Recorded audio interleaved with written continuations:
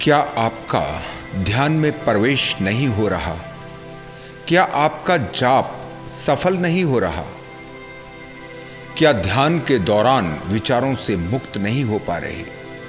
क्या आपका होश नहीं जाग रहा? आत्मा को कैसे जाने, ध्यान कैसे करें, स्वयं का अनुभव कैसे हो, परमात्मा का रास्ता क्या है? अगर ये आपके प्रश्न हैं तो आज का विषय आपके हर प्रश्न का उत्तर है। किसी तरह जल्दी से एक बार ध्यान का स्वाद मिल जाए, ध्यान में प्रवेश हो जाए, परमात्मा का अनुभव हो जाए। क्या करें, कैसे करें, क्या है विधि? एक बहुत ही छोटी सी अड़चन, छोटा सा नुक्ता एक बार किसी भी तरह से आपकी समझ में उतर जाए, ये बिल्कुल एक चमत्कार जैसा है। पकड़ में आ गया तो सारे रास्ते खुल जाते हैं। एक ही पल में क्रांति घटित हो सकती है। बहुत से मित्र मुझसे पूछते हैं, क्या मैं ध्यान करता हूं? जो नहीं भी पूछते उनके मन में भी ये सवाल जरूर चलता होगा। अगर मैं ध्यान करता हूं तो कौन सा ध्यान करता हूं? या फिर पूछा जाता है कि कौन सा ध्यान करना चाहिए। अब सवाल ये नहीं है कि मैं कौन सा ध्यान करता हूं या कितने समय ध्यान करता हूं। अब तो मामला ही उल्टा है। अब तो ये देखना पड़ता है कि 24 घंटों में वो कौन से पल थे जिसमें मैं ध्यान से बाहर हुआ, या मैंने अपना होश खोया। अब मेरे जीवन का हर एक पल ध्यान है। अब ध्यान के बाहर कुछ भी नहीं। जब होश जाग जाता है, जब निद्रा टूटती है, बेहोशी टूटती है, फिर आपका जीवन ध्यानस्थ हो जाता है। अब कोई 1-2 घंटों का ध्यान नहीं। अब तो आप 24 घंटे ध्यान में ही रहते हो। अब तो आपका उठना, बैठना, सोना, जागना, अब तो सब कुछ ध्यान में ही चलता है। फिर अलग से किसी भी ध्यान की कोई जरूरत नहीं। कुछ मित्र जो विपश्यना ध्यान करने की कोशिश करते हैं पर सफल नहीं हो पाते, उन्हें हमेशा शिकायत रहती है कि ध्यान में प्रवेश नहीं होता, विचार ही नहीं रुकते। विचारों को रोकें कैसे? फिर एक सवाल कि क्या ध्यान का अर्थ बेहोशी है? क्या ध्यान का अर्थ गहरी नींद है? अगर ऐसा है तो फिर होश क्या है, जागरण क्या है? ये सवाल मुझसे आज तक किसी ने नहीं पूछा, लेकिन मैं जानता हूं ये सवाल आप सबके मन में तो है। मैं होश किसे कह रहा हूं? वो कौन सी बेहोशी है जिसकी मैं बात करता हूं? शायद बहुत ही कम मित्र इसे ठीक से समझते होंगे। आज इसी की मैं बात करूंगा। होश को जगाना और ध्यान में प्रवेश करना, इन दोनों का क्या संबंध है? फिर मेरी पिछली वीडियो जिसमें मैंने प्रेम की बात की, उसी प्रेम को परमात्मा के लिए कैसे उपयोग करना है, प्रेम का ध्यान के साथ क्या संबंध है, प्रेम ध्यान के पंख कैसे बन सकता है, ये सारी बातें आज मैं आपको समझाने की कोशिश करूंगा।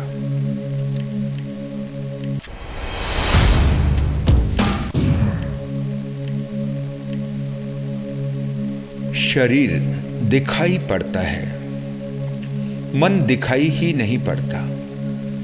शरीर का तो पता चलता है, लेकिन मन तो पकड़ में ही नहीं आता। शरीर है बाहर बाहर, मन है भीतर भीतर। जैसे कंप्यूटर को समझें तो एक है हार्डवेयर, वो पार्ट जो दिखाई पड़ते हैं, वो हिस्से जिनको छूकर अनुभव किया जा सकता है। दूसरा है सॉफ्टवेयर, जिसको छुआ नहीं जा सकता, जिसे सीधे सीधे देखा भी नहीं जा सकता। लेकिन अगर किसी कंप्यूटर में सॉफ्टवेयर नहीं है, ऐसा कंप्यूटर कोई काम नहीं कर पाएगा। हार्डवेयर है शरीर और सॉफ्टवेयर है आत्मा। बिना सॉफ्टवेयर के आप कह सकते हैं मरा हुआ कंप्यूटर, जिसमें अब जीवन नहीं है। जिंदा इंसान में और मरे हुए इंसान में क्या फर्क है? अगर शरीर के तल पर देखें तो कोई फर्क नहीं है, सब कुछ पूरा है। कोई भी अंग या कोई भी शरीर का हिस्सा कम नहीं हुआ। बस उसका सॉफ्टवेयर, जिसे हम आत्मा कहते हैं, वो अब नहीं है, इसलिए निर्जीव है। और मन है वो पुल, वो सेतु जो शरीर और आत्मा दोनों को जोड़ता है। अगर आत्मा को जानना है तो उसका रास्ता केवल आपके मन से होकर गुजरता है। जब तक मन को नहीं जान पाते, तब तक आत्मा को जानना असंभव है। ध्यान है मन को जानने का तरीका, मन तक पहुंचने का मार्ग।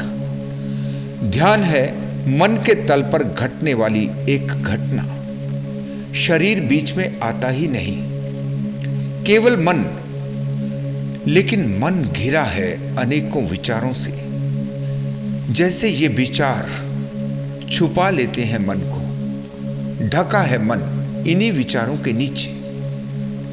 मन को देखने चलते हैं तो मन तो दिखाई नहीं पड़ता, विचार ही विचार दिखाई पड़ते हैं। जो रास्ता शरीर से आत्मा तक जाता है, वो रास्ता ही दिखाई नहीं पड़ता। इतने विचारों की धुंध गहरी छाई है, सब कुछ धुंधला हो गया। जितने ज्यादा विचार, उतना ही गहन अंधेरा। ध्यान है सभी विचारों को साफ करके मन के रास्ते को साफ साफ देख लेना। जैसे ही रास्ता दिख जाता है तो फिर प्रवेश में कोई अड़चन नहीं। लेकिन आपके साथ तो हर जगह अड़चन ही अड़चन दिखाई पड़ रही है। क्यों? इसे थोड़ा ठीक से समझना पड़ेगा। जब मन की हालत ठीक ठीक समझ आ जाएगी, जब आप अपनी धारणाओं के कारण जो गलतियां कर रहे हैं उनको जान लोगे, तो उनको हल करना बिल्कुल आसान हो जाएगा। ध्यान में प्रवेश इसलिए नहीं हो पाता क्योंकि गलत मार्ग पर चल रहे हैं। ध्यान को सिखाया जा रहा है, लेकिन क्या सिखाया जा रहा है?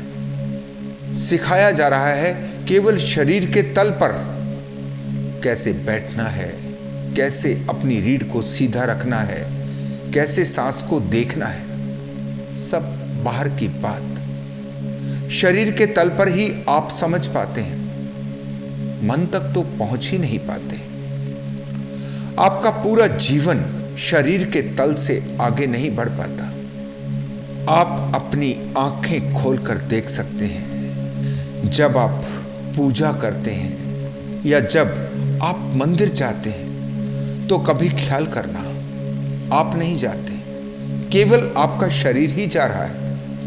वो भी आपके लिए दूसरे कामों जैसा ही एक काम है। आप एक यंत्र की तरह हो गए।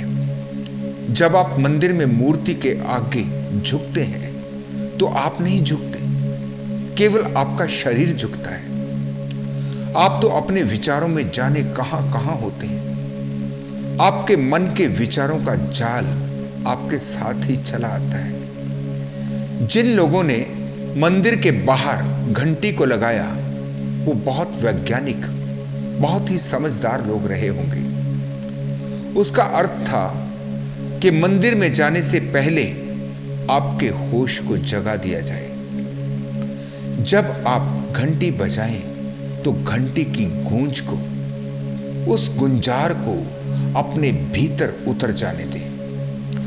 आपका सारा ध्यान केंद्रित हो जाए। जब आपका मन पूरी तरह से एक दिशा में आ जाए, जब आप पूरी तरह से मंदिर में ही मौजूद हो जाए, आपकी बेहोशी को तोड़ने के लिए ही इस घंटी का निर्माण किया गया, लेकिन इसका आपको कुछ भी पता नहीं।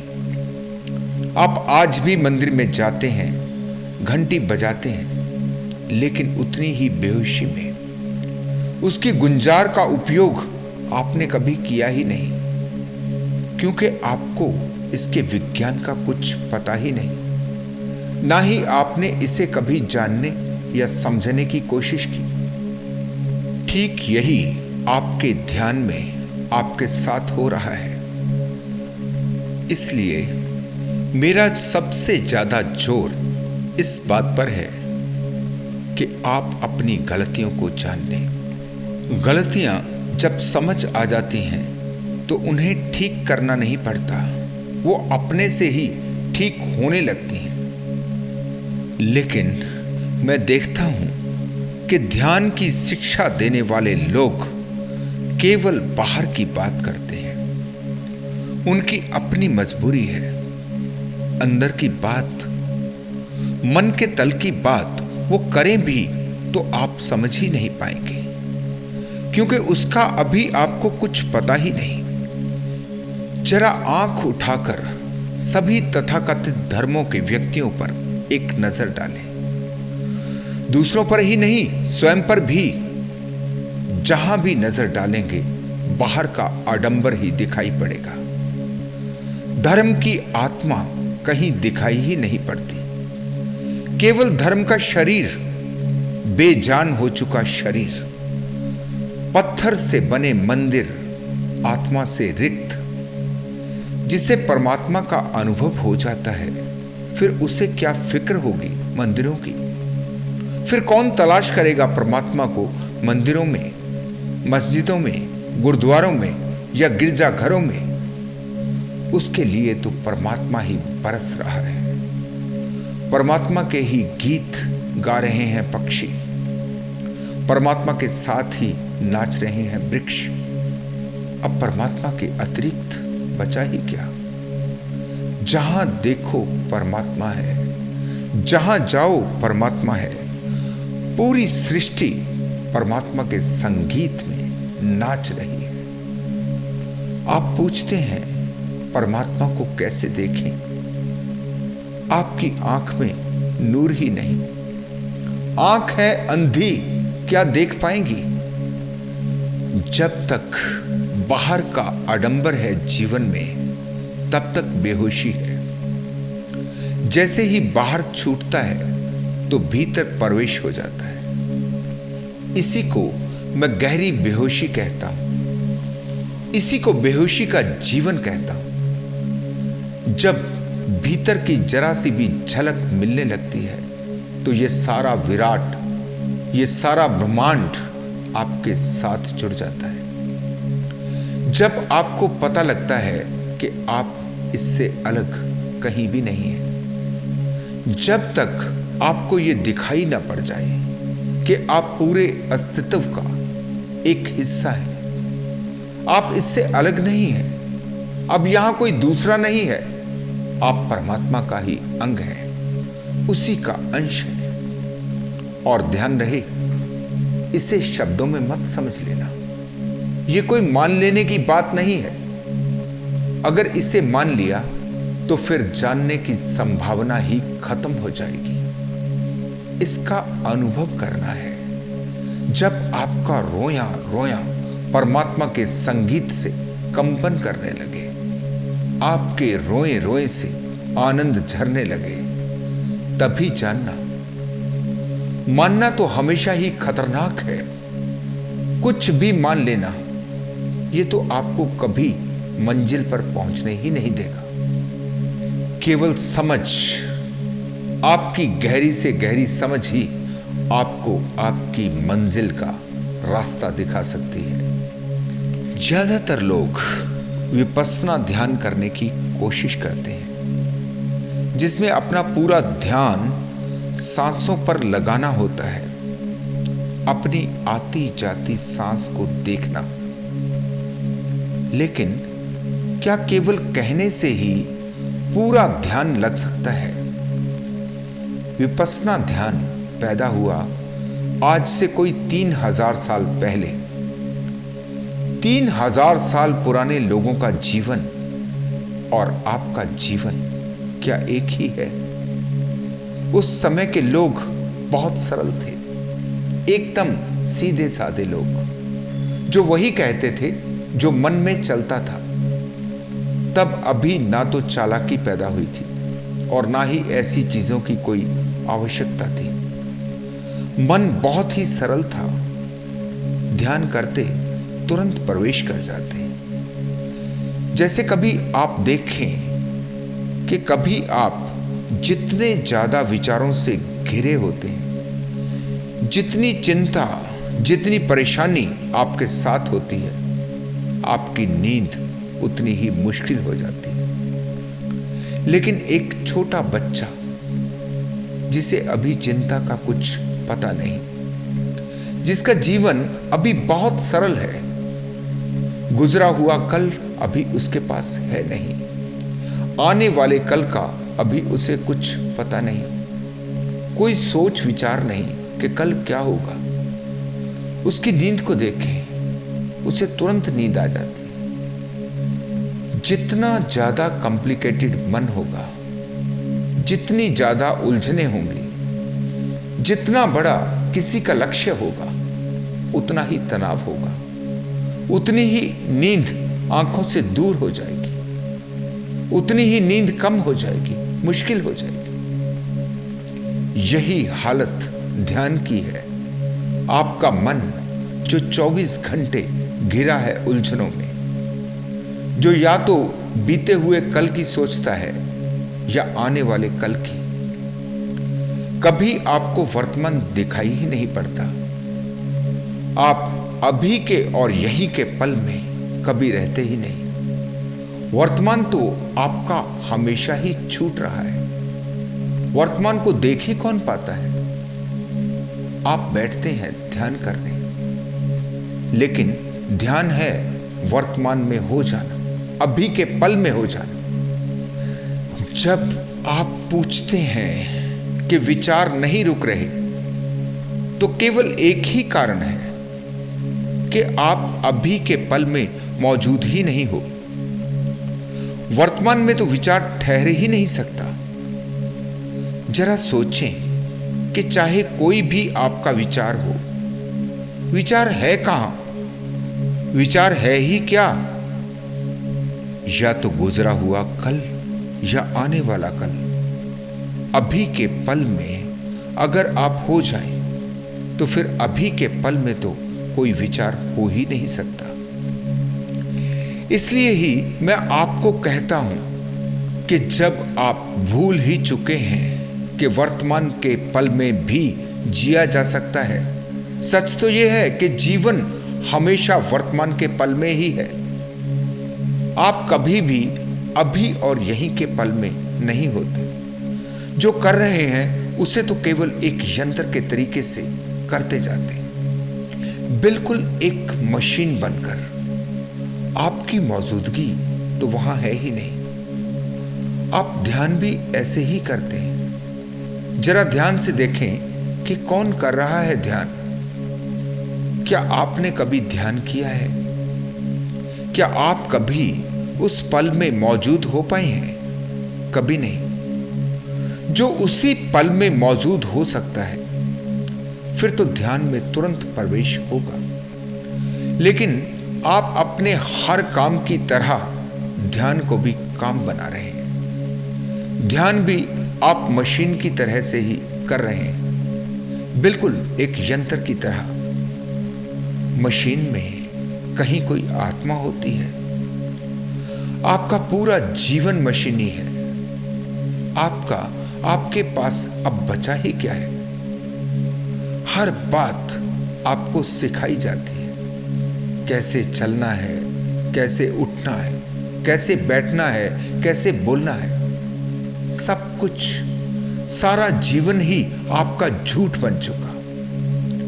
आपका हंसना झूठ, आपका रोना झूठ, आपका आदर झूठ, आपका प्रेम झूठ। अब क्या सत्य बचा है आपके जीवन? फिर भी आप सोचते हैं कि आपके जीवन में विपश्यना ध्यान से कुछ घट सकता है। विपश्यना से जीवन का रूपांतरण हो जाता है, ये तो ठीक है, लेकिन आप उसमें उतर पाए तभी तो। छोड़ें बाहर के आडंबर को, छोड़ें सब दकियानूसी बातों को, थोड़ा जागे, थोड़ा अपनी बुद्धि का भी प्रयोग करें। अगर सच में ही आप ध्यान में प्रवेश करना चाहते हैं, अगर सच में ही आप चाहते हैं कि आपके जीवन का एक भी पल ध्यान के बाहर ना हो, तो पहले अपने पर काम करना पड़ेगा। पहले अपने जीवन की बंजर जमीन को उपजाऊ बनाना पड़ेगा, जिसमें ध्यान के बीज से अंकुर निकल सके। इसलिए मैंने आपको कुछ ऐसे ध्यान दिए हैं जिससे आप अभी और यहीं को अनुभव कर सके। थोड़ा अभ्यास हो जाए, अभ्यास हो जाए आपको इसी पल में ठहर जाने का।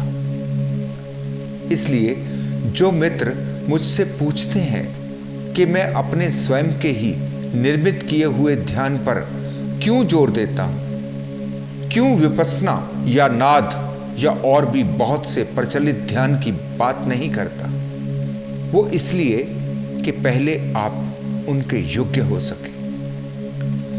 जैसे मैं कहूं कि अगर एक बारीक सुई में आप धागा डाल रहे हैं, तो उस समय आपके भीतर कोई विचार नहीं चल सकता, क्योंकि सुई का छेद इतना बारीक है कि उस पर पूरा ध्यान लगाना पड़ेगा।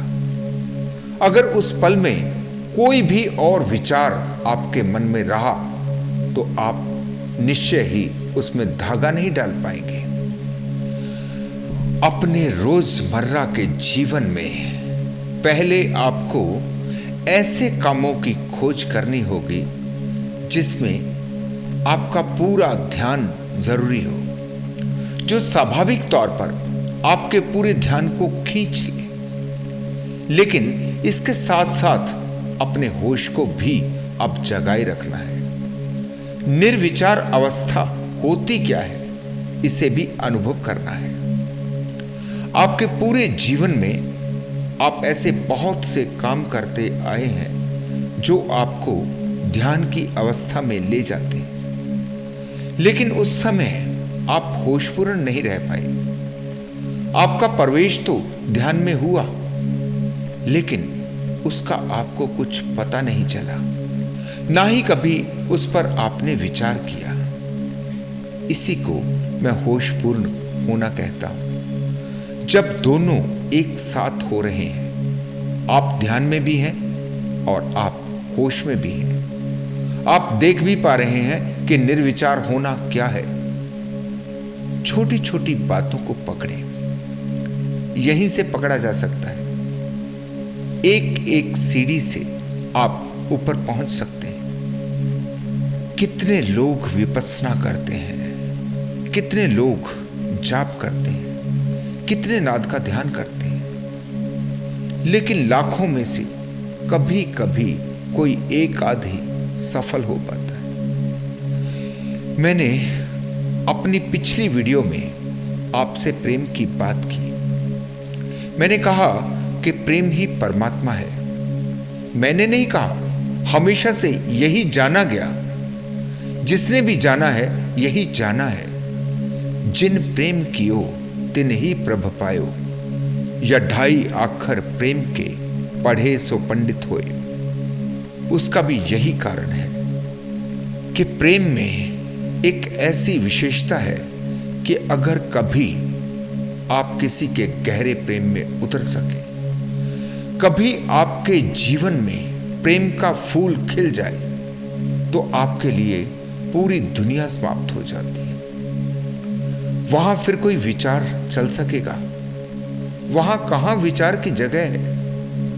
प्रेम परमात्मा की पहली सीढ़ी बन जाता है। प्रेम आपके पूरे के पूरे ध्यान को खींच लेता है। जो काम आपकी कितनी भी कोशिशों के बावजूद नहीं हो पाता, वो सहज में ही हो जाता है। बस प्रेम में होश और जाग जाए तो समझो काम हो गया। कुछ मित्रों ने इसे ठीक से समझा नहीं कि मैंने क्या कहा। मैंने स्त्री और पुरुष के प्रेम की बात जरूर की है।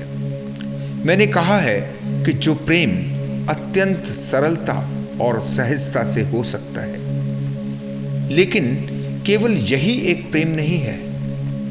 हो सकता है किसी के जीवन में ऐसे प्रेम की कोई संभावना ही ना हो, तो फिर वो क्या करे? या कभी कभी ऐसा भी हो सकता है कि किसी का मन ऐसा हो जो इस प्रेम में जाता ही ना हो, लेकिन वो कहीं तो जाता ही होगा। कुछ तो ऐसा जरूर होगा जो आपको बहुत आकर्षित करता हो। फिर चाहे वो प्रकृति हो, चाहे वो संगीत हो, चाहे वो नाच हो, वो कुछ भी हो, वही तो प्रेम है।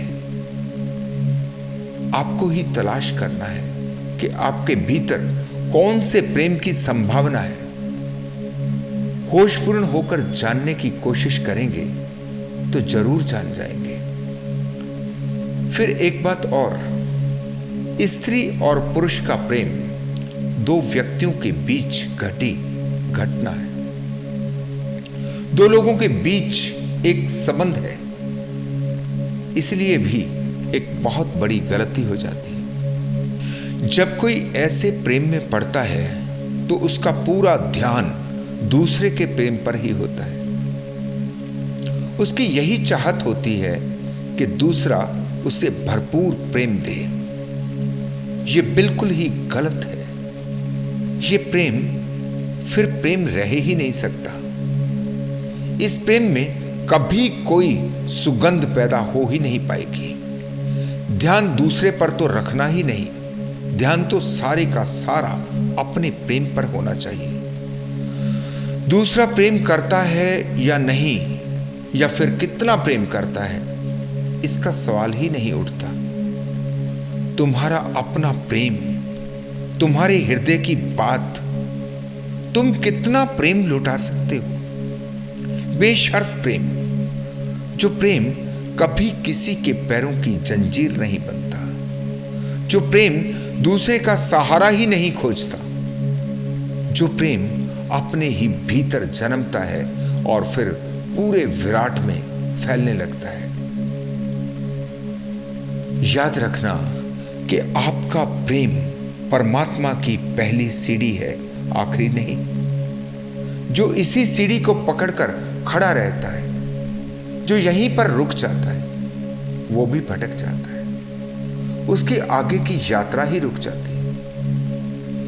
प्रेम है एक सीढ़ी की तरह जिसका उपयोग करना है। परमात्मा के प्रेम की झलक, पूरे विराट के प्रेम की झलक। अगर दो व्यक्तियों के बीच गहन प्रेम है तो दोनों की यात्रा शुरू हो सकती है। लेकिन अगर उनके बीच का प्रेम एक दूसरे पर निर्भर है, जैसा कि आम हो रहा है, जैसा कि हमेशा शिकायत रहती है कि फलां मुझे प्रेम नहीं करता, मुझे प्रेम नहीं दे रहा, यह प्रेम कहीं से भी प्रेम नहीं बन सकता। यह प्रेम तो आपको नरक में ही लेकर जाएगा। अगर कभी आपका अपना प्रेम, आपके भीतर का वो प्रेम, वो चाहे किसी के लिए भी पैदा हुआ हो, आप अपने ही प्रेम पर रुक जाएं, आप दूसरे की बात ही छोड़ दें। आप प्रेम दे रहे हैं, आपसे प्रेम बरस रहा है, दूसरा भले ही कुछ भी करता हो, आपका पूरे का पूरा ध्यान अपने ही प्रेम पर केंद्रित हो जाए। आप इस प्रेम को पहचान लें जो आपके भीतर प्रकट हुआ। आपकी दूसरे से कोई मांग ही नहीं, आप तो देते ही चले जाते हैं, लेने का तो कोई ख्याल भी नहीं आता। जिस भी प्रेम में मांग है वो प्रेम नहीं है, वो तो व्यापार है। वहां भी वही लेन देन की बात ही चल रही है, वहां भी लोभ वैसा ही है, फिर कोई फर्क नहीं। ऐसा प्रेम कभी परमात्मा की यात्रा नहीं कर पाएगा। दूसरा, केवल आपके भीतर प्रेम जगाने में सहायक बनता है, एक निमित्त मात्र, इससे ज्यादा कुछ नहीं। शिकायत तो कभी उससे हो ही नहीं सकती, क्योंकि उसी के कारण आपके भीतर का प्रेम जन्मा। उसके प्रति तो इतना धन्यवाद का भाव गहरा होगा जिसे आप पूरे जीवन में भी चुका नहीं पाएंगे। वही तो आपके प्रेम की सीढ़ी बना, उसी ने तो रास्ता दिखाया। अगर वो नहीं होता तो आप में कैसे समर्पण पैदा होता। फिर इसी छोटे समर्पण से जब पूरी सृष्टि को आप समर्पित हो जाते हैं, यही है होशपूर्ण होना, यही है जाग जाना। तभी मैंने कहा कि प्रेम पंख बन जाता है परमात्मा की यात्रा के लिए।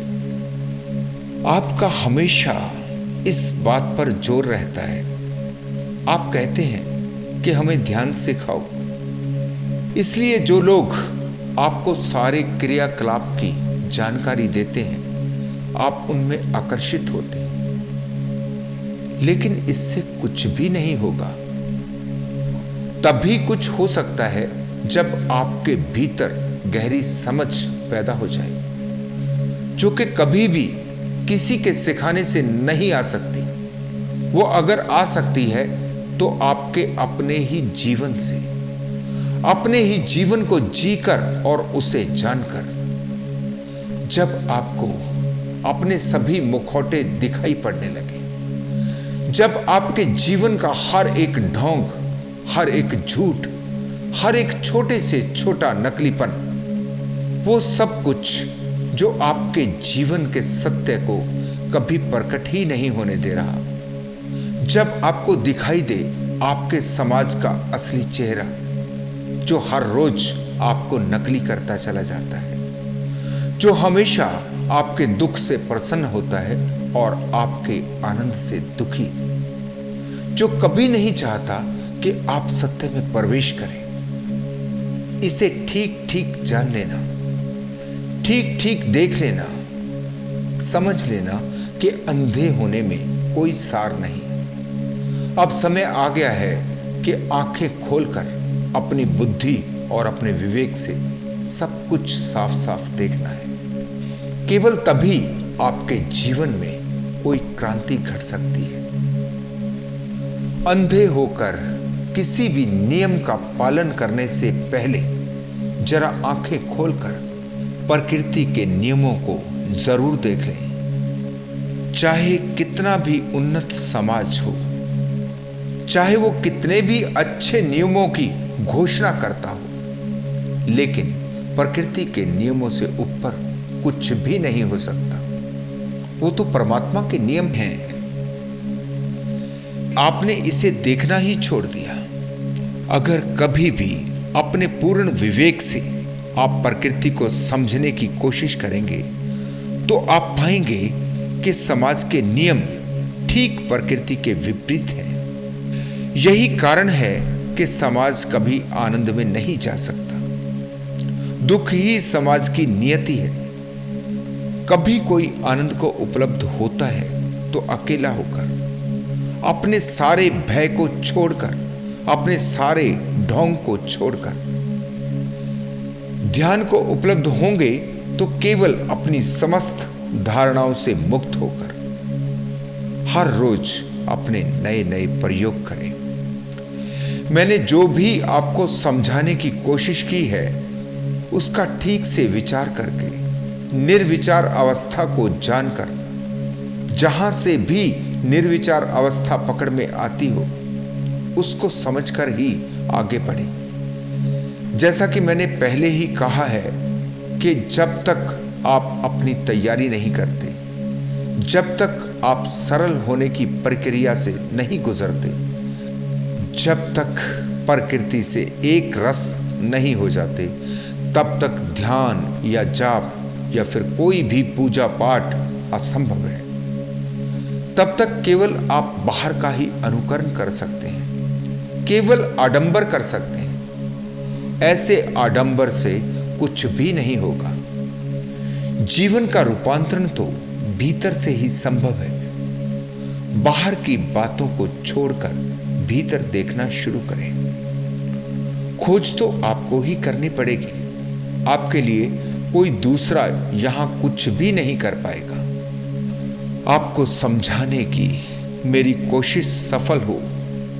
आप मेरी बातों को समझकर ठीक दिशा में यात्रा करें। अपने जीवन के अनुभव से आपका ज्ञान विकसित हो। आपका स्वयं पर भरोसा बने। किसी गुरु की खोज करने की बजाय आप प्रकृति को ही अपना गुरु समझें और उसी से सीखें, जो कि हर पल आपको सिखा रही है। आपकी आंखें खुल जाएं और आपको अपना रास्ता साफ साफ दिखाई दे। शरीर से शुरू करके मन और मन से आत्मा का अनुभव करें। परमात्मा के परमानंद के सागर में आप उतर जाएं और जान जाएं यहां कोई दुख नहीं है। ये सब आप ही अपने लिए पैदा कर रहे हैं। केवल आपका अज्ञान ही आपके दुखों का कारण बन रहा है। आपके जीवन में इतना प्रकाश फैल जाए जिसमें आप परमानंद को उपलब्ध हों। इसी मंगल कामना के साथ मैं आज आपसे विदा लेता हूं। धन्यवाद।